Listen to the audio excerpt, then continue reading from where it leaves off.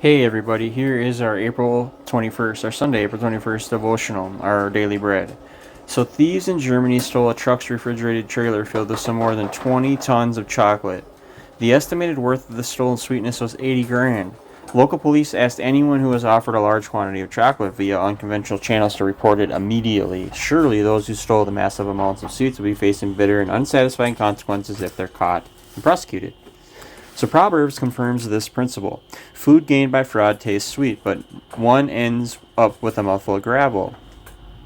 Things we acquire deceptively or wrongfully may seem to be sweet at first, seasoned with excitement and temporary enjoyment.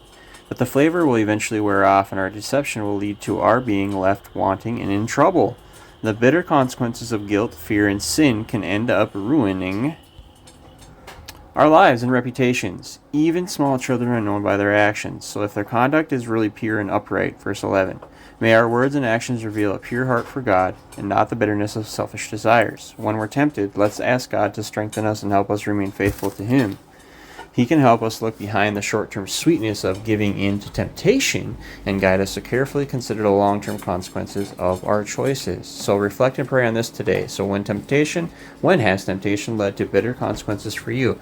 And how can you remain faithful to God? So dear God, I need your strength to fight this temptation and remain faithful to you. So here's some insights to leave you with. It might seem difficult to detect a theme to the Proverbs in chapter 20, but theologian John E. Goldingay identifies one. Noting the difficulty of finding good examples of individual integrity, he points out that openness is not common in verse 5, and human evasiveness is difficult to penetrate in verse 15. We must keep in mind that the Proverbs don't always tell us how to live. Sometimes they're observations about life, for instance. The buyer who considers a product yet disparages its value in order to bargain for a lower price in verse 14. The Solomon, who wrote many of the Proverbs, isn't advising us to imitate this dishonest bartering tactic. Rather, this is his observation of human nature. You see, Goldingay suggests that verse 5 is key to understanding the chapter.